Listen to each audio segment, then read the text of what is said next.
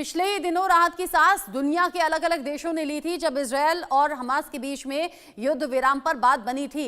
अभी latest update ये कह रहा है कि बातचीत विफल साबित होती हुई नजर आ रही है, फेल साबित होती हुई नजर आ रही है। और इधर आईडीएफ ने नई फायरिंग कर दी है रफा के अलग अलग इलाकों में।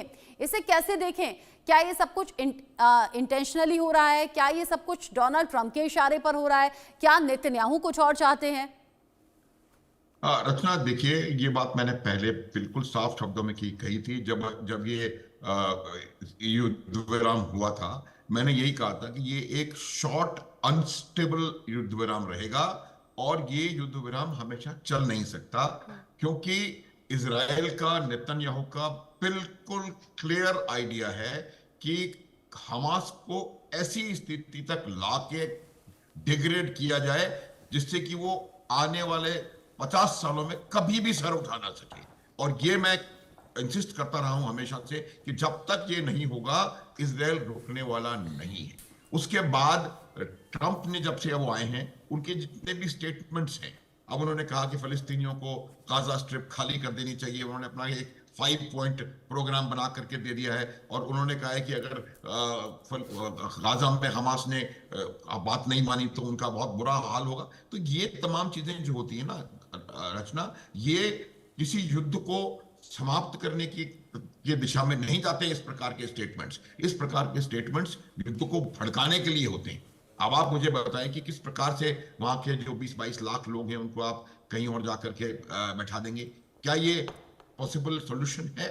तो जहां तक प्रश्न मिडिल ईस्ट का आज की परिस्थिति में हालत है, वो ये है कि जब तक हमास को पूरी तरह खत्म नहीं कर लेंगे या खुद पूरी तरह खत्म नहीं हो जाएंगे, मुझे लगता नहीं है कि इजराइल। लेकिन हमास तो अनुज माथुर सर खत्म हो ही नहीं सकता, ये भी आप कई बार बोल चुके हैं। और एक बात और मैं बताऊंगा कि देखिए, ये हमको इसको सिर्फ गाजा से आइसोलेटेड व्यू नहीं लेना चाहिए। कैनवस को बढ़ा करके आप देखें, उन्होंने लेबनान से अपनी फोर्सेस पीछे करने से मना कर दिया है। उन्होंने कहा था कि लेबनान से आपका गोलान हाइट से उधर से वापस जाएं जहां पहले था, वो मना कर दिया उन्होंने। हुती के ऊपर वो लगातार हमले कर रहे हैं, जब भी उनका हमला होता है उसको रिटेलिएट कर रहे हैं।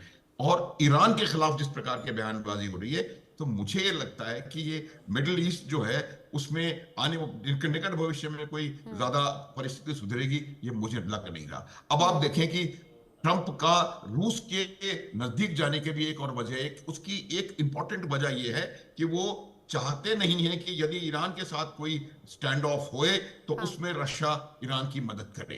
तो ये भी एक बड़े ग्लोबल पैटर्न का मेरे हिसाब से एक हिस्सा था कि वो रशिया को अपनी तरफ ला करके, यूक्रेन से उन्हें और कुछ लाभ मिलने वाला है नहीं, तो यूक्रेन को उन्होंने वर्चुअली छोड़ दिया है। और वो उनका उद्देश्य था कि वो चाइना को आइसोलेट करें और ईरान के खिलाफ रशिया और चाइना और ये जो एक्सटर्नल फोर्सेस हैं वो ना आ पाए।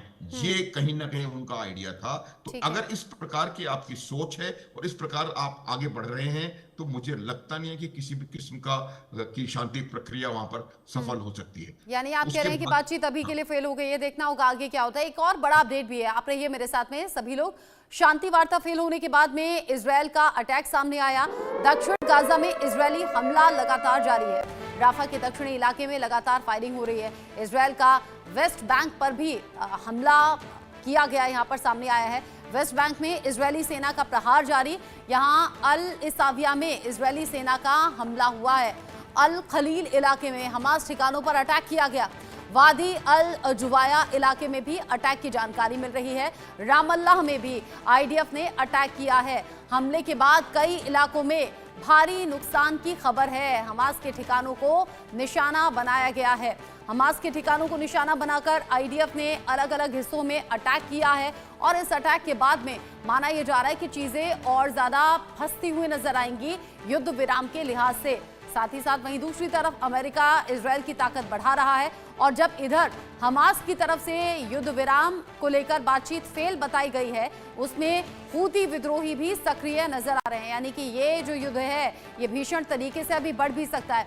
इन सब के बीच ही इजरायल पहुंच गया है। बारूदी सामान भी ये कैसे पहुंचा है?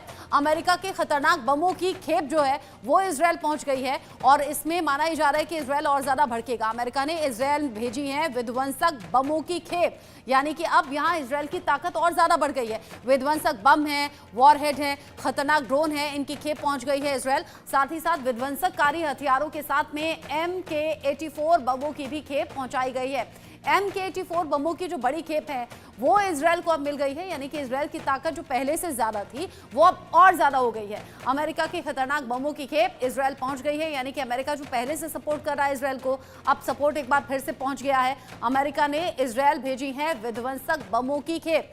और जिस तरीके से अमेरिका ने इजरायल की ताकत बढ़ा दी है, ये हो भी सकता है कि IDF के जरिए हमला किया गया हो। कितना बारूदी सामान ये भेजा गया है जानिए।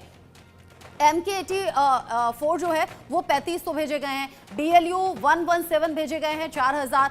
बंकर बस्टर जो बम है वो 2000 की खेप भेजी गई है। BLU 110/B ये भेजे गए हैं 4799 की संख्या में। साथ ही साथ जो JDAM गाइडेंस मिसाइल हैं ये 5000 भेजी गई हैं, यानी कि GDAM गाइडेंस मिसाइल जो कि ताकत इजरायल की बढ़ाने वाली हैं, IDF की बढ़ाने वाली हैं, ये 5000 की संख्या में भेजी गई हैं। यानी ये जो पूरा बारूदी सामान है, ये जो पूरी बारूदी खेप है, ये अब इजरायल की ताकत और ज्यादा बढ़ाने को तैयार। और अमेरिका की तरफ से ये बड़ी खेप भेजी गई है इजरायल को, और इसलिए भी इजरायल और बेंजामिन नेतन्याहू और ज्यादा पहले से खूंखार इसमें हो सकते हैं, यानी कि युद्ध और ज्यादा भीषण हो सकता है।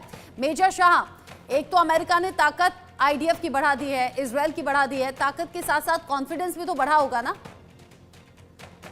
बिल्कुल रचना जी, देखिए ताकत के साथ साथ कॉन्फिडेंस बिल्कुल बड़ा होगा इसके लिए, क्योंकि अमेरिका ने, डोनाल्ड ट्रंप साहब ने और इजराइल को एड देने के लिए बात करी है। और इजराइल ने अनाउंस किया था और इजराइल ने कहा कि वो अमेरिका बैक प्रपोजल जो है एक टेम्पररी सीज फायर का गाजा में पूरे रमजान के महीने में, पूरे एक महीने में वो उस पे तैयार है वो। और ये जो, क्योंकि ये जो ट्रूस डील थी, जो सीज फायर की जो बात हुई थी, जो पीस की बात हुई थी, वो एक्सपायर हुई। और हमस जो है उसने अब तक कमेंट नहीं करा है कि उसको ये प्रपोजल मंजूर है कि नहीं, क्योंकि ये प्रपोजल में इसमें जितने भी प्रिजनर्स एक्सचेंज हैं, बंधक के एक्सचेंज थे, जैसे कि जो जिंदा भी हैं इजराइल की तरफ से या जो बदकिस्मती से अब तक इस दुनिया में नहीं रहे, उनको भी वापस करने की बात हुई है। तो ये हमस का हौथी लीडर्स ने वहां पर इजराइल की तरफ एक जंग छेड़ने की बात करी है। और जो पैलेस्टीन है वहां पे पैलेस्टीनी जो गाजा में जो हैं वो डर रहे हैं कि भी अभी रमजान के महीने में दोबारा जंग शुरू हो जाएगी और दोबारा तबातोड़ हमले होंगे। तो गाजा की जो हेल्थ मिनिस्ट्री है उसने कंफर्म किया है कि 48,388 फलस्तीनी लोग वहां के मारे गए हैं।